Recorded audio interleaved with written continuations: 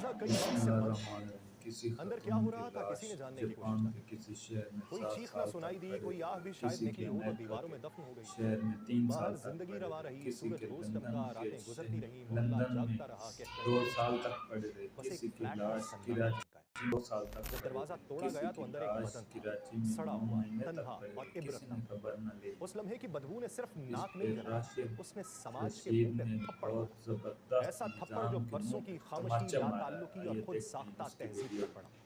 मगर फिर भी हमने सिर्फ मुंह पे हाथ रखा, नजरें चुराई और चल दिए जैसे कुछ हुआ ही ना हो।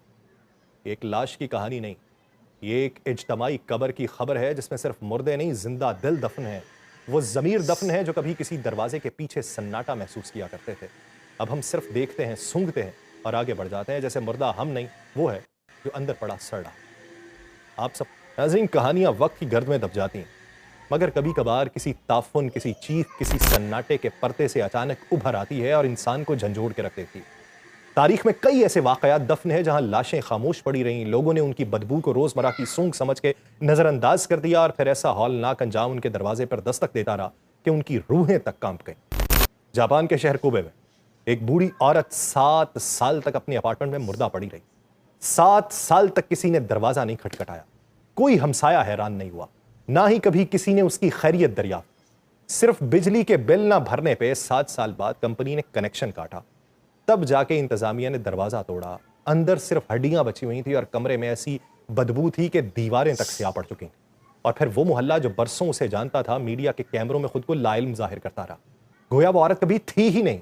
बाद में वहां के रिहायशी इस कदर नफ्सियाती दबाव का शिकार हुए कि खुद ही अकेले मर गए और उनकी खबर भी किसी को नहीं हुई। एक इज्तमाई लानत उनकी गली में सरायत कर गई, वो थी चुप, लाताल्लुकी और बेहिसी की। बरतानिया के शहर लंदन में जोइस विंस्टन नामी एक औरत की लाश 3 साल तक एक फ्लैट में पड़ी रही। फ्लैट का किराया खुद कार सिस्टम से कटता रहा जब तक अकाउंट में पैसे थे। करीबी लोग खुशबुओं वाले स्प्रे की बू को मामूल समझ के आगे बढ़ते रहे और 3 साल बाद जब अकाउंट में पड़े पैसे खत्म हो गए, बिल अदा ना हो सका, तो अदालत ने फ्लैट खाली करने का हुक्म दिया। तब जाके उसके अपार्टमेंट का दरवाजा खोला गया। टीवी तब भी ऑन था, खिड़की के पर्दे भी जूं के तूं थे और जोइस की लाश हड्डियों में बदल चुकी थी। मोहल्लेदारों में कोई ऐसा शख्स नहीं था जो उस औरत की तन्हाई, खामोशी या अदम मौजूदगी का एहसास हासिल कर चुका हो। उस शहर की रौनकों में एक रूह बरसों तड़पती रही और कोई पलट के ना आया। बाद में जोइस की कहानी पे फिल्म बनी जिसमें यह दिखाया गया कि समाजी बेगानगी सिर्फ मुआशरती नासूर नहीं बल्कि एक कातिल है जो आहिस्ता आहिस्ता हमारे गले में फंदा डालता है। इसी तरह जर्मनी के शहर बर्लिन में एक 59 साल शख्स की लाश उसके फ्लैट में 2 साल तक पड़ी रही। वो अकेला था, रिटायरमेंट के बाद किसी से ज्यादा मेलजोल नहीं रखता था। लोग उसके दरवाजे से आती सरांड पर खुशबू छिड़कते रहे। बिल्डिंग मैनेजमेंट ने बदबू की शिकायतें फाइलों में दबा दी और तब कहीं जाके फ्लैट खोला गया जब नीचे वाले फ्लैट की छत पे लाश का माया टपकने लगा। उसके बाद उस पूरी इमारत को साफ करने में कई दिन लगे, मगर जो ताफुन उन लोगों के जमीर में बस गया था वो आज भी जिंदा है। बहुत से रिहायशियों ने इलाका छोड़ दिया, कुछ ने कहा कि वो अब कभी किसी तन्हा शख्स को नजरअंदाज नहीं करेंगे, मगर तब तक एक इंसान की लाश वक्त की सूली पर 2 साल तक लटक चुकी। ऐसे वाकयात अब सिर्फ मगरिब में नहीं बल्कि अपने खित्ते में भी रूनमा हो रहे हैं। कराची के एक मुतवस्सत इलाके में एक मुअम्मर शख्स अपनी बीवी के इंतकाल के बाद कई बरस तन्हा रहा, फिर अचानक गायब हो गया। किसी ने नहीं पूछा, ना उसकी तलाश की।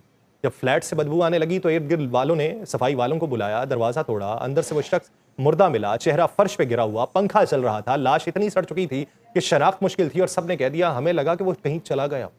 मगर किसी ने कभी नहीं पूछा कि कहां गया, खामोशी क्यों है। ये सब कहानियां वाकयात नहीं है, ये आईना है जो हमें बताते हैं कि बेगानगी सिर्फ किसी एक घर का मातम नहीं है, ये एक वबा है। और जो समाज लाशों की बदबू को मामूल समझ ले, वहां अगली लाश शायद तुम्हारी और तुम्हें दफनाने भी कोई ना है। खामोशी, लाताल्लुकी और ये खुद साख्ता मसरूफियत, ये सब एक दिन हमारे दरवाजे पर मातम बनकर दस्तक देगी और तब शायद ये कहानियां हमें हमारी ही दास्तान लगेंगी जिसमें हमने सिर्फ किरदार नहीं, कब्र भी अपने लिए खुद चुनी। जब किसी फ्लैट के दरवाजे के पीछे 9 महीने तक एक लाश सड़ती रही और किसी फ्लैट में 1 हफ्ते तक दूसरी लाश की बदबू पूरे फ्लोर में फैली, तब हमने आंखें खोली और खोलनी चाहिए थी, लेकिन हम दांतों तले उंगलियां दबाकर महज तमाशा देखते रहे, जैसे कोई अनहोनी हो, जैसे हम उस मुल्क के बासी ना हो जहां इंसान मरता नहीं, बस नजरों से ओझल हो जाता है और फिर ताफुन की सूरत वापस आता है।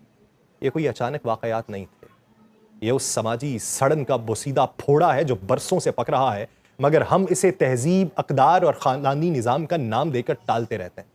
हमें बचपन से ऐसा चूरन खिलाया गया है जिसमें अक्ल का जायका नहीं है, सिर्फ तासुब और जामे बरतरी का मजा है।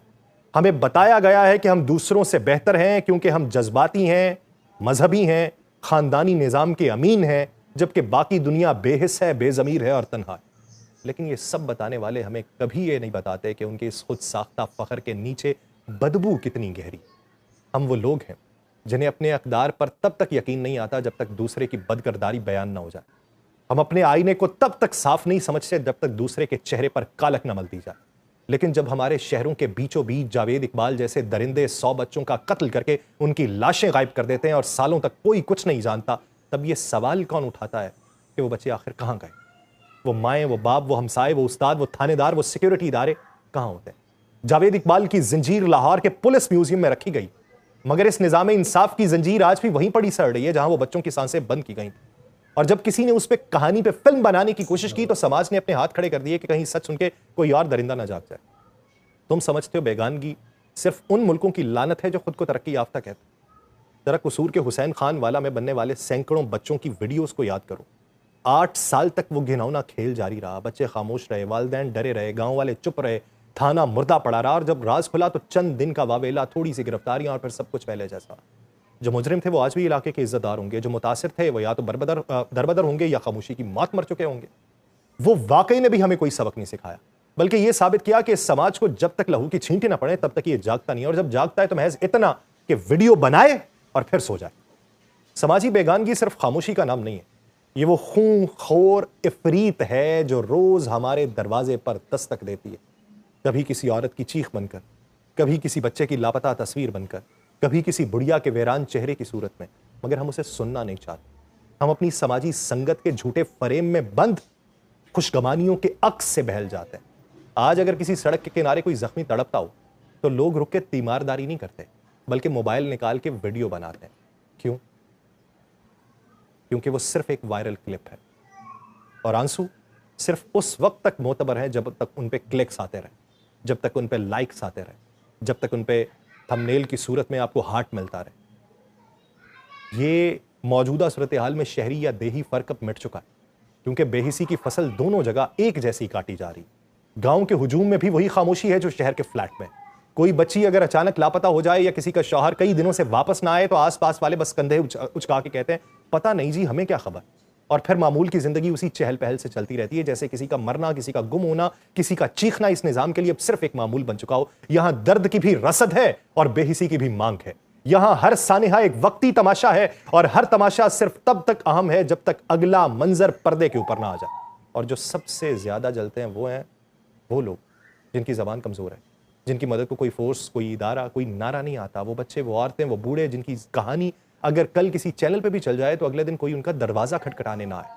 उन पे जबर होता है और अक्सरियत अपनी चुप से उस जबर को सनद देती है। मुआशरा सिर्फ वो नहीं होता जो मारता है, मुआशरा वो भी होता है जो तमाशा देखता है, खामोश रहता है और फिर अपने रोजमर्रा में लौट जाता है। याद रखो, ये सब कुछ तुम्हारे आसपास हो रहा है। फ्लैट के दरवाजे बंद हैं, लेकिन उसके अंदर की बदबू दीवार चीर कर तुम्हें पुकार रही। सवाल ये भी नहीं कि ये कब खत्म होगा, सवाल ये कि तुम कब जागोगे, या तुम भी बस एक और लाश की बदबू से चूक कर फिर से जाओगे। हमने मगरिब को ताना दिया कि उनके यहां ओल्ड होम्स हैं, बेनिकाही औलाद है, हमसाए एक दूसरे से नावाकिफ हैं, मगर जब हमारे गली मोहल्लों में झूलों पर बच्चे फेंके जाने लगे, जब बुजुर्ग तन्हा मर जाएं और कोई पूछने वाला ना हो, तो क्या हमें अब भी वही ताना दोहराते रहना चाहिए, या ये मान लेना चाहिए कि जो नासूर हम दूसरों में ढूंढते रहे वो कब का हमारे अंदर पल के अब तगड़ा जवान हो चुका है।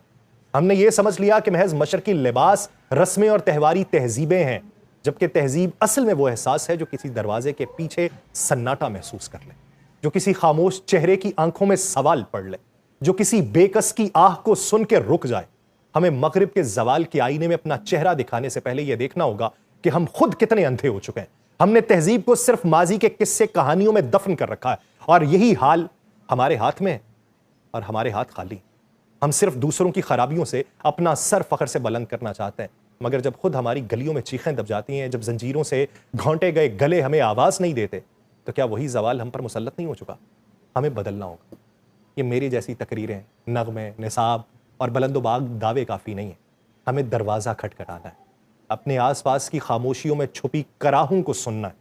हमसायगी सिर्फ अस्सलामु अलैकुम कहना नहीं, बल्कि किसी दरवाजे के पीछे एक दिन से ज्यादा सन्नाटा हो तो रुक कर पूछना है कि क्या सब खैर है। हमारे बच्चों को सिर्फ सबक नहीं, एहसास भी सीखा कि अगर कोई बच्चा स्कूल ना आए तो टीचर को उसके हाल से दिलचस्पी हो। अगर कोई बूढ़ा कई दिन से नजर ना आए तो मोहल्ला उसकी तलाश में निकले। हमें सोशल मीडिया की वीडियो से आगे निकलकर हकीकी सोशल बेदारी लाना है। तहजीब वापसी का तकाजा करती है, और ये वापसी वक्त के घड़ियाल से बाहर नहीं है, हमारे अंदर छुपी एक भूली हुई फितरत में। वो फितरत जो किसी गिरते हुए को हाथ थमाने से पहले वीडियो बनाने का नहीं सोचती, जो दुख को शो नहीं शरीक बनने की चीज समझती है। हमें अपने घरों, गलियों, इदारों और दिलों में वो चिराग दोबारा जलाने हैं जो बरसों पहले बुझा दिए गए।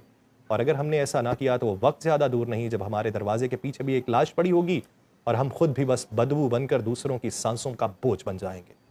तहजीब वो नहीं जो निसाब में लिखी है, तहजीब वो है जो किसी की गैर हाजिरी पर दिल में खटक बन के उतर आए। हमें वही खटक दोबारा सीखनी, वरना तारीख हमें भी जोयस, जावेद इकबाल और हुसैन खान वाला या ये हुमैरा असगर के किस्सों में बदल देगी। किस्सा तब्दील करें। मुझे दीजिए इजाजत, अल्लाह ने के बाद।